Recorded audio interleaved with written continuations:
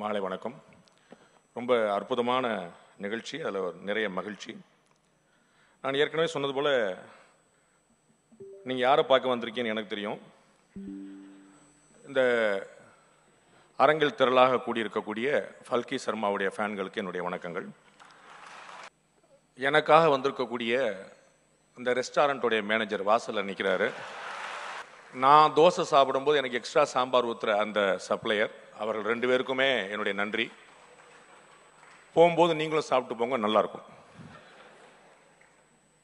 இன்ட்ரோடக்ஷன்லாம் நிறைய வீடியோ போட்டிருப்பாங்கன்னு நினச்சேன்.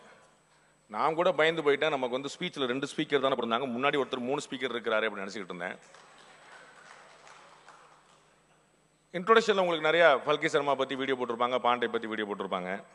அதெல்லாம் என்ன வீடியோ? இப்போ நான் ஒரு வீடியோ போடுறேன் பாருங்க, ப்ளீஸ். வரலையா? இல்லையா? சாணக்கியா ஃபங்க்ஷன் மாதிரியே இருக்கே. ரைட், விட்டுருங்க, லீவ் இட். ரொம்ப சாரி. முதல்ல ஒன்று, இந்த வீடியோ போட முடியாததுக்கு. 2வது வந்து நான் 3 மணிக்கே கொடுத்துருந்தேன் இந்த வீடியோ போடணும்னு சொல்லிட்டு. 3 மணிக்கு கொடுத்தா போட முடியாதுன்னு தெளிவாக சொல்லிட்டாங்க. அண்ட் க்யூவில் நிற்க வச்சதுக்காக ஐ ஃபெல்ட் வெரி பேட். உங்களை போன்ற பெருமக்கள் வந்து ரொம்ப தாராளமாக அனுமதிக்கப்படணும்.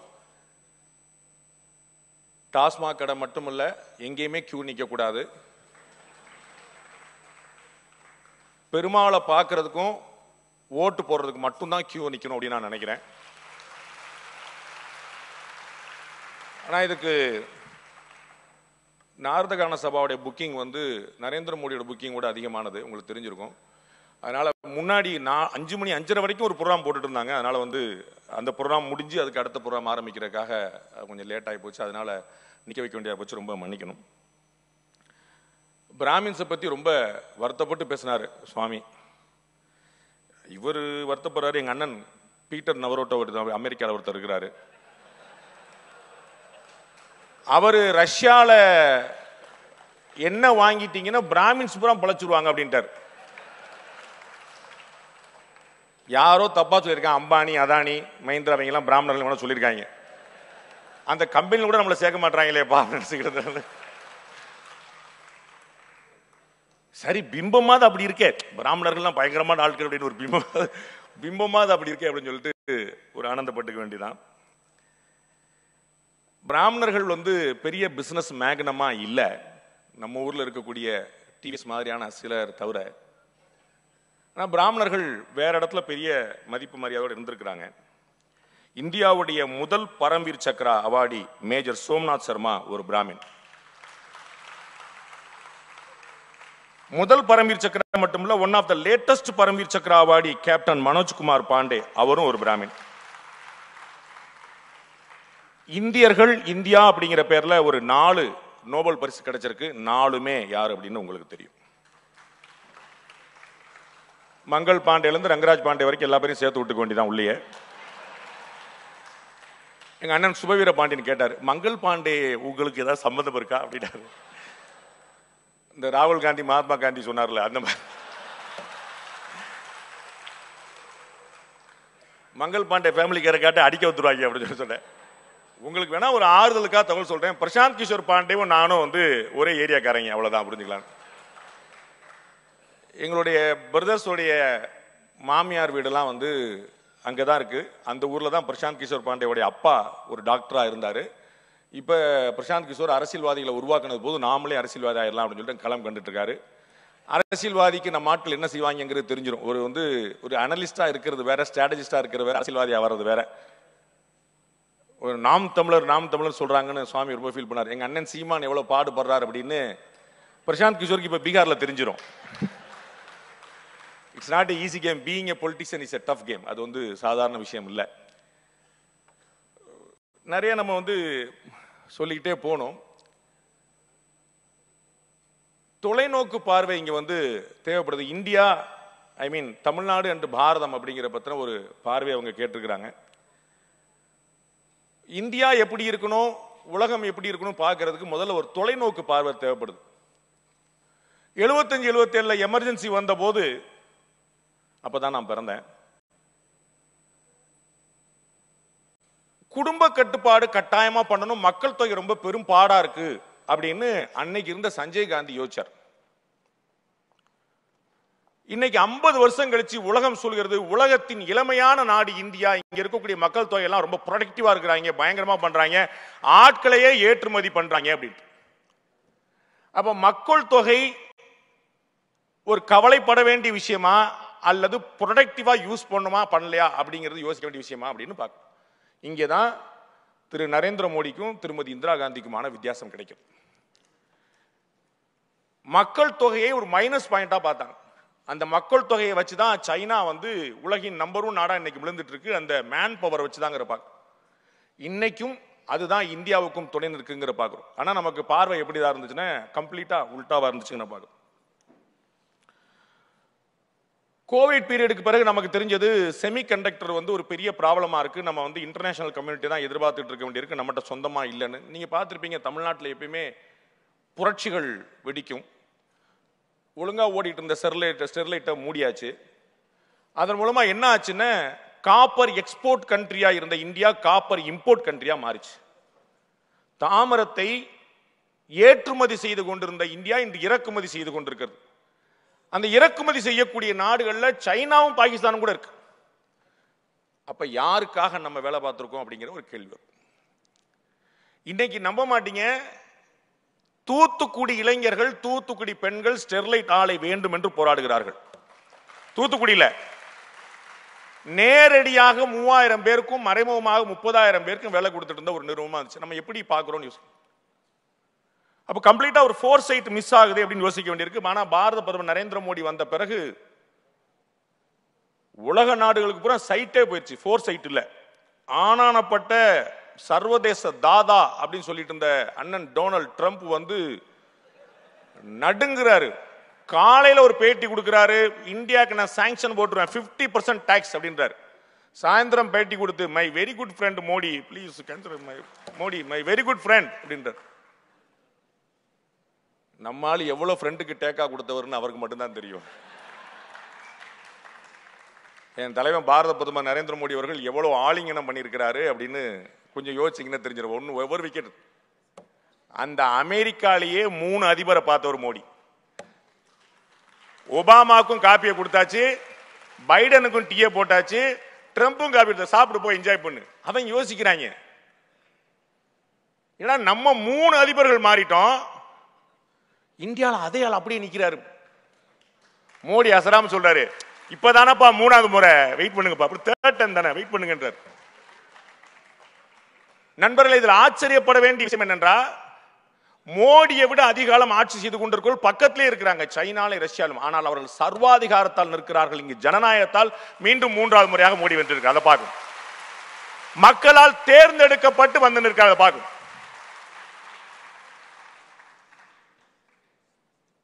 அப்ப இந்த தொலைநோக்கு பார்வை கொண்ட ஒரு தலைவன் கிடைத்தால் இந்தியா கொண்டாடுகிறது. பிரச்சனை மக்கள்கிட்ட இல்ல.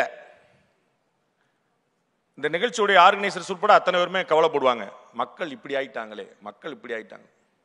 தலைவர்களுக்கு தான் பற்றாக்குறை, மக்களுக்கு பற்றாக்குறையே இல்லை. நல்ல தலைவன், தகுதியோட தலைவன், தலை நிமிர்ந்து தைரியமா வந்து நின்று நான் இருக்கிறேன்னு சொன்னா அவன் பின்னாடி இந்தியா காத்திருக்கு எப்பயுமே.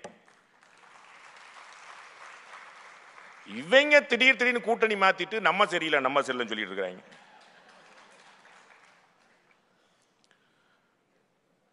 எவ்வளவு ஆச்சரியமான 2 பெரும் சாதனைகளை இந்த மத்திய அரசு இந்திய அரசு செய்திருக்கிறது.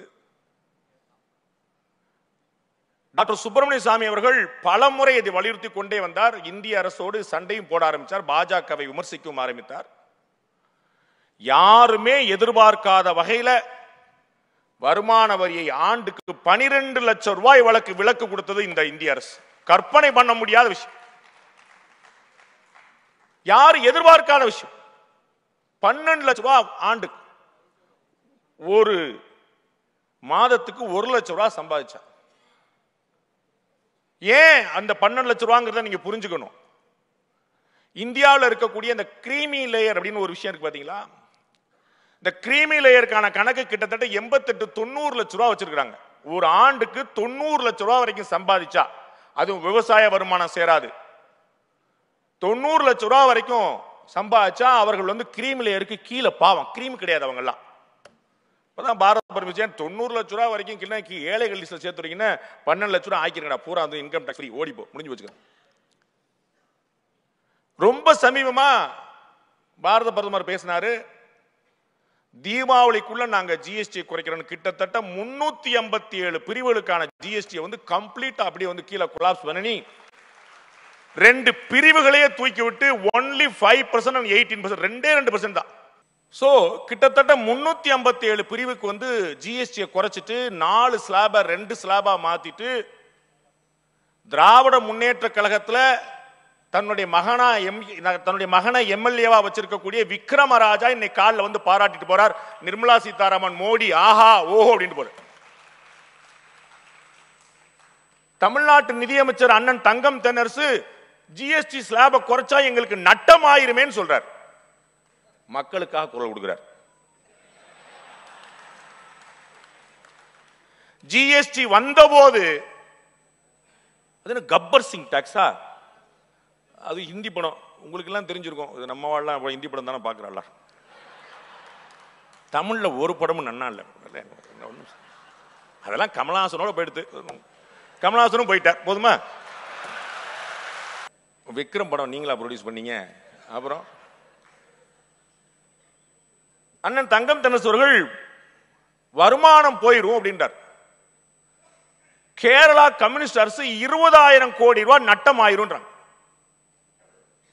நேத்து வரைக்கும் ஜிஎஸ்டி வந்தா மாநில உரிமைகள் போயிரும்ன்றாங்க. இப்ப ஜிஎஸ்டி குறைச்சோனே மாநில வருமானம் போயிரும்ன்றாங்க. Just imagine. இதைத்தான் தொலைநோக்கு பார்வை என்று சொல்கிறேன். நாளை என்ன நடக்க போகிறது என்பதை நேற்றே கண்டுபிடித்து வைக்கக்கூடிய மாபெரும் மனிதனாக பாரத பிரதமர் இருக்கிறாங்க. உங்களுக்கு கொஞ்சம் ஓவரா ஜால்ரா போடுற மாதிரி இருக்கும். பிஜேபியில் கூட யாரும் இவ்வளவு ட்ரை பண்ணலையே, பாண்டே பின்றானேங்கிற மாதிரி இருக்கும். மகாத்மா காந்திக்கு அடுத்து எல்லா விஷயங்களையும் மக்கள் மூவ்மெண்டாக, பீப்புள் மூவ்மெண்டாக மாத்துறது பாரத பிரதமர் நரேந்திர மோடி மட்டும்தான்.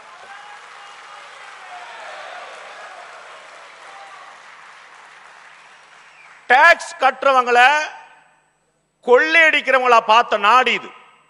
அவனுக்கு என்னடா கோடீஸ்வரன், அவன் என்னடா பணக்காரன், சும்மா சம்பாதிச்சிருப்பானா அப்படின்னு நெகட்டிவா பார்க்க வச்சது.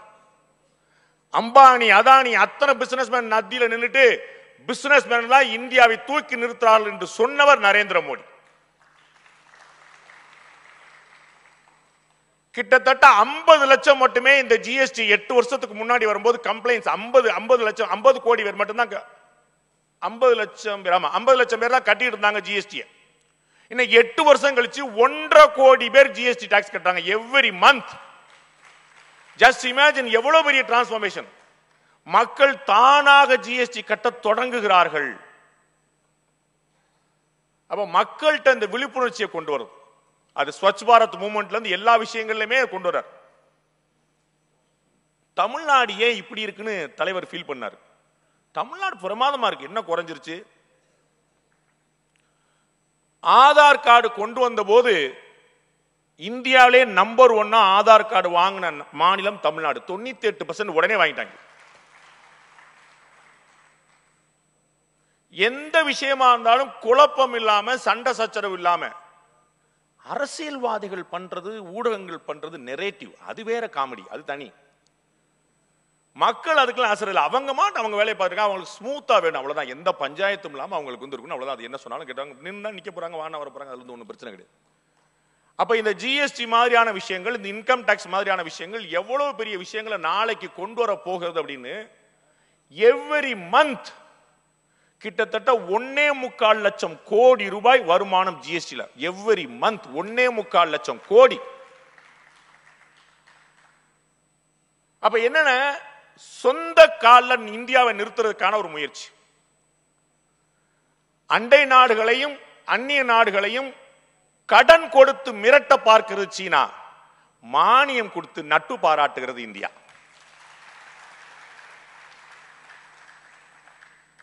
ஸ்ரீலங்கா முறைச்சு பார்த்துச்சு, தெரிஞ்சிருச்சு இந்தியா முறைச்சா பிரயோஜனம் இல்லை. மால்தீவ்ஸ் முறைச்சு பார்த்துச்சு, அப்புறம் பழகிட்டாரு. மேரா தோஸ்த், எங்கள் அண்ணன் ட்ரம்ப் மேரா தோஸ்த் தான், வழியே இல்லை. பஸ் 140 கோடி மக்கள் தொகை வந்து தி கிரேட்டஸ்ட் வேர்ல்ட் மார்க்கெட் வெறும் மக்கள் தொகையில மார்க்கெட். எங்கள்கிட்ட வந்து ஊரோட பேஸ்ட் வேண்டாம், நாங்க சாங்ஷன் பண்ணுவோம், நிப்பட நாங்க வேப்பங்குச்சி எடுத்து தேய்ச்சி போயிட்டே இருப்போம்.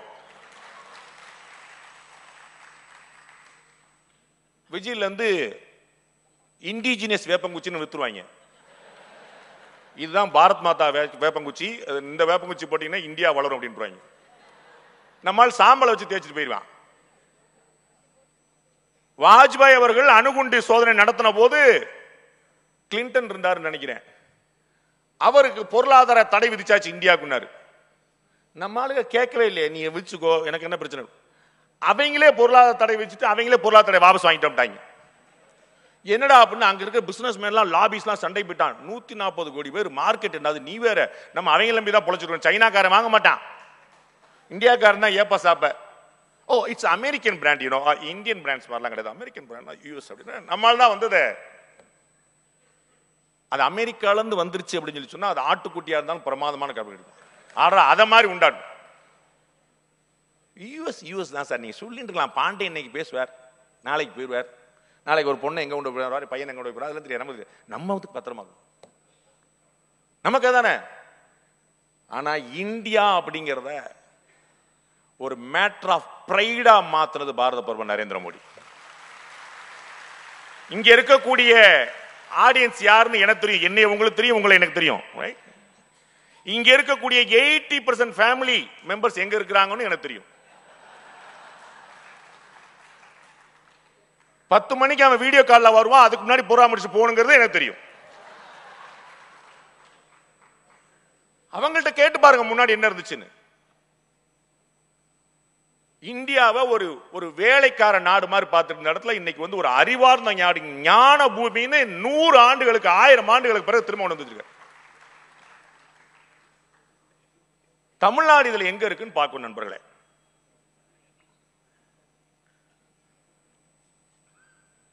ஒரு அதிமுக ஆட்சி முடியக்கூடிய தருவாயில சென்னை சேலத்துக்கு ஒரு 10 வழி சாலை போடலாம் அப்படின்னா யாருமே கேட்காத கேள்வி எங்க அண்ணன் சீமான் கேட்டார். ஏற்கனவே சென்னை சேலத்துக்கு தான் ரோடு இருக்கு, அப்புறம் எதுக்கு இன்னொரு ரோடுன்னார். நான் தான் கேட்டேன், தமிழ்நாட்டில் இவ்வளவு கட்சி இருக்கு, அப்புறம் எதுக்கு நாம் தமிழர் அப்படின்னு. ஏற்கனவே அவ்வளவு கட்சி இருக்குல்ல, அப்புறம் தயவு செய்து தமிழ்நாட்டில் அரசியல் பேசக்கூடிய யாரும் வில்லிவாக்கத்தை தாண்டுவதில்லை, தான் பெரிய பிரச்சனை. வில்லிவாக்கம் தாண்டி உலகம் இருக்குன்னே தெரியல. தயவு செய்து குஜராத்துக்கு போனதெல்லாம் போதும், அதெல்லாம் பழைய நியூஸ். லேட்டஸ்ட் நியூஸ் யூபிக்கு வந்து பாருங்க, உத்தரப்பிரதேச போய் பாருங்க தெரியும். சார் டிராக்டர் ஓடிட்டு இருந்த ரோட்ல போர் விமானத்தை இறக்குறான் சார், போர் விமானத்தை இறக்குறான். டிராக்டர் ஓடிட்டு இருந்த ரோடு அப்படியே பல பல பல பல பல பல பல கண்ணாடி மாதிரி. பனாரஸுக்கு போனா ஏர்போர்ட் அடையாளம் தெரியல எனக்கு. முன்னாடிலாம் 10 நிமிஷம் அசராம நின்னீங்கன்னா உங்க மூஞ்சிலே துப்பிடுவான் எங்க ஊருக்காரன். பான் போட்டுட்டு இருப்பான், சாரி நீங்க நிக்கிறீங்களா அசராம நீங்க ஏதோ தூண் செலவுல நினைச்சேன்னு துப்பிடுவான். இப்ப அப்படி வச்சிருக்காங்க, அப்படி வச்சிருக்காங்க, போட்டி போட்டி ஏறுது. வளர்ச்சியை தடுக்கிறார்கள். பரந்தூர் விமான நிலையம் வரக்கூடாது. இளைய தளபதி திரு விஜய் அவர்கள் அழகா சொன்னார், நாங்கள் விமான நிலையத்தை எதிர்க்கவில்லை, பரந்தூரில் விமான நிலையத்தை எதிர்க்கிறோம். நான் கேட்டேன் வேற எங்க ஆரம்பிக்கலாம் நீங்களே சொல்லிருங்க அப்படி. ஏதாவது இடம் சொல்லணும்ல, பனையூர் வேண்டாமா?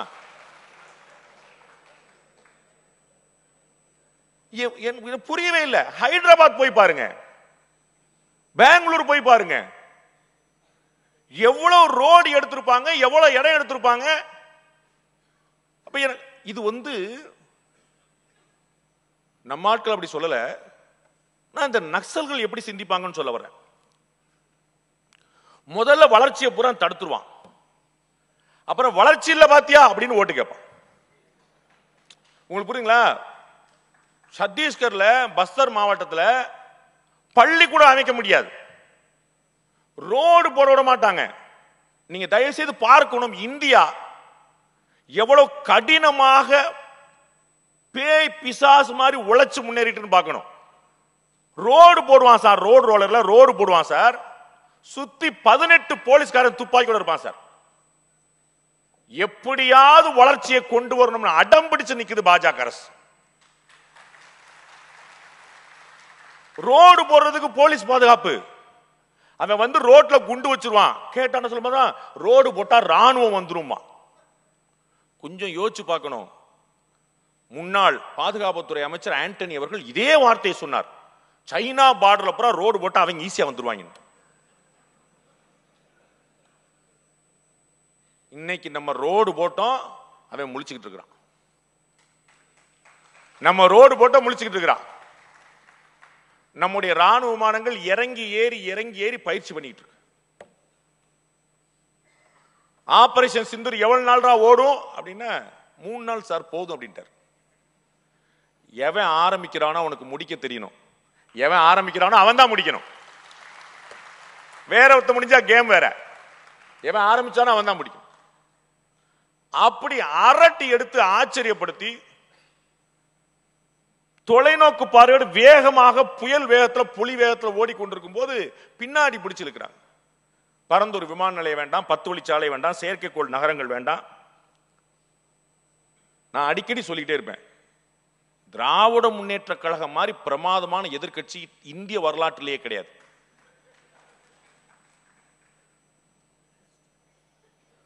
திமுக எதிர்க்கட்சியா இருக்கும் போது அவங்கள மாதிரி பியூட்டிஃபுல்லான பாலிடிக்ஸ் வேற யாராலும் பண்ண முடியாது.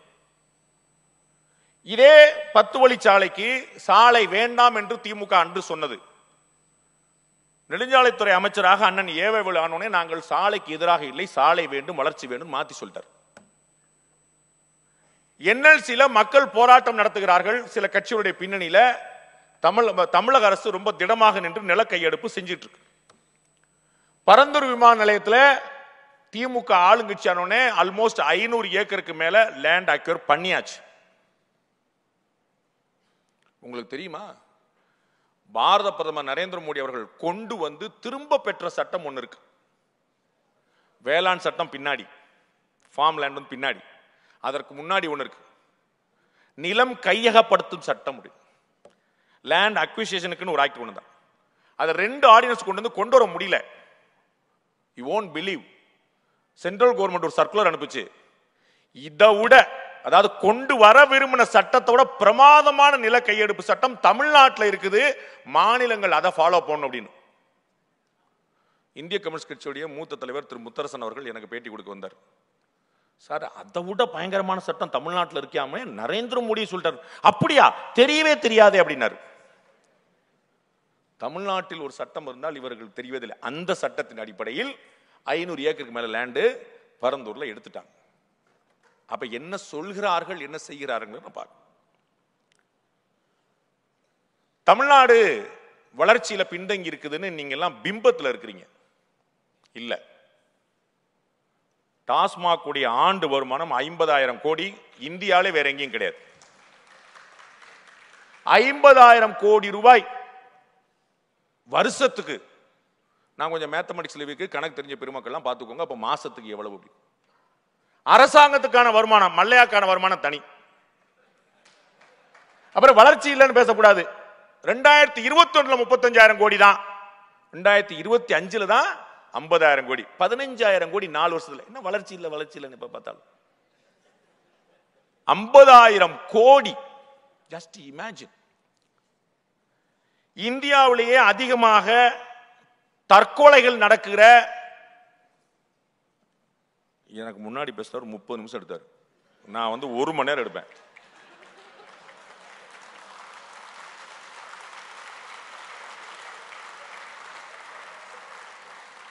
இந்தியாவிலேயே தற்கொலைகள் அதிகம் நடக்கிற 2வது மாநிலம்.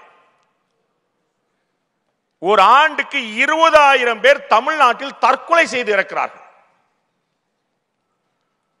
அப்படியே கழிச்சு மாசத்துக்கு வாரத்துக்கு நாள் குடிச்சீங்கன்னா 1 மணி நேரத்துக்கு 2 பேர், நம்ம பேசிக்கிட்டு நடுவில் 4 பேர் தமிழ்நாட்டில் தற்கொலை பண்ணி செத்து போயிட்டான். இந்த மீட்டிங் ஆரம்பிச்சு முடியறதுக்குள்ள 6 பேர் செத்து போயிடும் தமிழ்நாட்டில் தற்கொலை பண்ணி.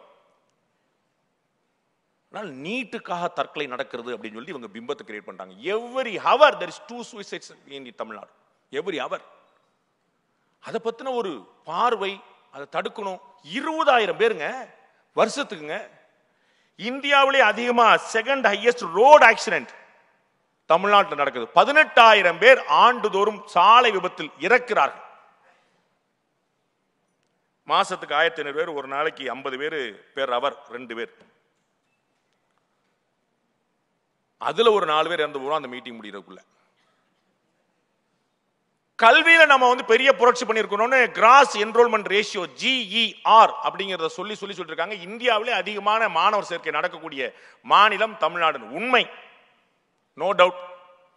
அது நீங்களா சேர்க்கிறீங்க?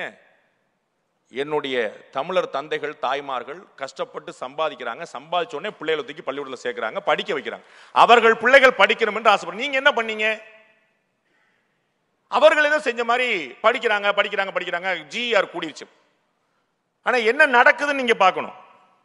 2024 ஏசர் ரிப்போர்ட் படி அரசாங்க பள்ளிக்கூடத்தில் இருக்கக்கூடிய 5ஆம் வகுப்பு மாணவர்கள் 37% பேர் தான் 2ஆம் வகுப்பு பாடத்தை படிக்க முடியுது. 37% அரசு பள்ளி மாணவர்கள் தான் 5ஆம் வகுப்பு மாணவர்களால் 2ஆம் வகுப்பு பாடத்தை படிக்க முடியுது. 2ஆம் வகுப்பு பாடத்துல என்ன இருக்கும் நினைக்கிறீங்க? சுந்தர் பிச்சையா? இல்ல. அந்த இது போட்டிருக்கான் டெக்ஸ்ட்ல. மான் ஓடியது, புலி துரத்தியது, மான் வேகமாக ஓடி குகைக்குள் ஒளிந்து கொண்டு தப்பித்தது. இதை படிக்க முடியல 5ஆம் கிளாஸ் பையனால. 37% பேர் தான் படிக்கிறான். 8ஆம் கிளாஸ் படிக்கக்கூடிய மாணவர்கள் 62% பேர் தான். 8ஆம் கிளாஸ் படிக்கிறவன் 2ஆம் கிளாஸ் பாடத்தை 62% படிக்கிறான். மிச்சம் 32% பேரால் அதை வாசிக்க முடியல, படிக்க முடியல. அரசாங்க பள்ளிக்கூட நிலைமை. இப்ப நேத்து ஒரு ரிப்போர்ட் பார்த்தேன், டைனஸ்டி பாலிடிக்ஸ் எப்படி இருக்குதுன்னு. DMK 18% பேர் டைனஸ்டி பாலிடிக்ஸ், அவங்களுடைய குடும்பத்திலிருந்து வந்தவங்க. அதிமுக 4% பேர். முக்கியமான காரணம் இதற்கு தேசிய கட்சிகள் இல்லாத தமிழகம். அதான் முக்கியமான பிரச்சனை. கம்யூனிஸ்ட் கட்சி முழுக்க கரைந்து, தேசியத்தை எதிர்பார்த்து கரைந்து, அது வந்து மாநில கட்சியாக கூட அங்கீகாரம் பெற முடியாத இடத்துக்கு போயிருச்சு. காங்கிரஸ் கட்சி, திமுக இருந்தால் நமக்கு எந்த குழப்பமும் இல்லை, நம்ம ஈஸியா போலாம். திமுக தலைவர் தமிழக முதலமைச்சரும் பெருந்தன்மையோடு இருக்கிறார். காங்கிரஸ் கட்சிக்கு 10 MP சீட் கொடுத்தார். இந்தியாவிலே யாரும் கொடுக்கல. தேஜஸ்வி சூர்யா இன்னைக்கு சொல்ற, தேஜஸ்வி யாதவ் இன்னைக்கு சொல்லிட்டாரு பீகார்ல, நாங்க 243 நாங்களே தனியா போட்டுக்கிறோம் அப்படின்ட்டு. மம்தா பானர்ஜி காங்கிரஸ் அக்கௌண்ட்லயே சேர்க்க மாட்டேங்குது. ராகுல் காந்தி பார்த்தாரு, அவருக்கு பேசிக்கலா திமுக பெருசா பிடிக்காது. நீங்க பாத்துக்கணும், அவருக்கு வந்து பெருசா பிடிக்காது. அவர் எங்க அண்ணன் ஸ்டாலினே சொல்லிட்டார். ஏன்னா இவர மாதிரி பெருந்தன்மையா இது வரைக்கும் யாருமே செயல்படல, இந்தியா முழுக்க செயல்படல. காங்கிரஸ் கட்சி தனியா என்ன எத்தனை MP வாங்க நினைக்கிறீங்க? 10 MP சார், லட்டு மாதிரி கொடுத்திருக்கிறார் அந்த பெருந்தன்மைக்கு சொந்தக்காரர். ஆனா தேசிய கட்சிகள் இங்க இல்லாம போயிடுச்சு, கூடவே நிக்குது. பிஜேபி இருக்கா இல்லையான்னு பிஜேபிக்கு தான் தெரியும். நான் ஏதாச்சும் சொன்னா அப்புறம் திருப்பி சண்டைக்கு வந்துருவாங்க. அது நம்ம நிலைமை சாண்ட்விச் மாதிரி ஆயிடுச்சு சார். அவனும் சேர்க்க மாட்டான், இவனும் சேர்க்க மாட்டான். நீ ஒண்ணு இந்த பக்கம் வா, இல்லாட்டி அந்த பக்கம் வா அப்படின்னா. ஏன் இளைஞர்கள் மாற்றத்தை தேடுகிறார்கள் அப்படின்னு ஏன் புரிஞ்சுக்க மாட்டேன்றீங்க? இப்ப இருக்கிற கட்சி சரியில்லைங்கிறதான பிரச்சனை. அதான மக்களுடைய சிந்தனையா இருக்குது. எதனால பிஜேபி வேகமாக வளர்ந்தது, எதனால நாம் தமிழர் 8% பெற்றது, எதனால இன்னைக்கு வந்து விஜய் பின்னாடி தமிழக இளைஞர்கள் அவ்வளவு பேர் நிக்கிறாங்க? அப்ப யோசிக்க வேண்டாமா? Instead of blaming the public. இந்த கூட்டத்துடைய சராசரி வயசு 50. இங்க கூடி இருக்கக்கூடிய சராசரி வயசு 50. நேத்து திருச்சியிலையும் அரியலூர்லையும் குன்னத்திலையும் கூட்டின சராசரி 25. ஜஸ்ட் யோசிங்க. அப்ப அடுத்த தலைமுறை என்ன விரும்புகிறது அப்படிங்கிற பார்க்காம, அவர்களுக்கு என்ன மாதிரி சொன்னா புரியும் அப்படிங்கிற யோசிக்காம, நாம ஏதோ தனியா வண்டி ஓட்டிட்டு இருக்கிறோம். இந்தியாவிலேயே நான் எங்கேயுமே பார்த்தது இல்லைங்க இந்த மாதிரி திரையுலகத்தை நடிகர்களை நம்பி வந்து ஒட்டுமொத்தமா அடமான வச்ச மாதிரி நிக்கிறது வந்து வேற எந்த ஸ்டேஜ்ல. கர்நாடகால நான் பார்க்கல, கேரளால பார்க்கல, ஆந்திரால பார்க்கல. NT ராமாராவோட முடிச்சிட்டாங்க அங்க. இது நம்ம வேற டாக்டரோ இன்ஜினியரோ ஆடிட்டரோ யாருமே காப்பாற்ற முடியாது நினைக்கிறாங்க. நடிகர்கள் தான் நம்மளை காப்பாற்ற முடியும். ஏன்னா அவர் ஒருத்தர் தான் ஒரே நேரத்தில் 8 பேர் அடிக்கிறார். டாக்டர் ஒவ்வொருத்தரா வாங்கன்றாரு, இன்ஜினியர் அடுத்த வாரம் வாங்கன்றாரு, நடிகர் மட்டும் தான் ஒரே நேரத்தில் 8 பேர் அடிக்கிறார். அவங்க அப்ப நம்ம பிம்பம் எப்படி போய் நிக்குது அப்படிங்கிறது எனக்கு புரியவே இல்லை. ஆனா இதை பிளேம் பண்றதுல அர்த்தம் இல்லைங்க. தமிழ்நாட்டில் பிஜேபி ஏன் வளர முடியல அப்படின்னு ஆசிரியர் திரு குருமூர்த்தி அவர்கள்ட்ட கேட்டாங்க. அவர் சொல்றார் DMK தான் காரணம் அப்படின்னு. நான் ஹம்பிளா முரண்படுறேன். பிஜேபி தான் காரணம். தமிழ்நாட்டில் பிஜேபி வளராம போனதுக்கு பிஜேபி தான் காரணம். டிஎம்கே தான் பிஜேபி வளர்க்குது. டிஎம்கே லைவ்ல இருந்தா தான் பிஜேபி வளரும். டிஎம்கே இல்லாத தமிழ்நாட்டில் பிஜேபிக்கு வேலை இல்லை. புரியல உங்களுக்கு? கஷ்டம். அவங்களுக்கு புரிஞ்சிருச்சு. திமுக நேற்று வரை பேசிக் கொண்டிருந்த அதே விஷயங்களை திரு விஜய் பேசுகிறார்.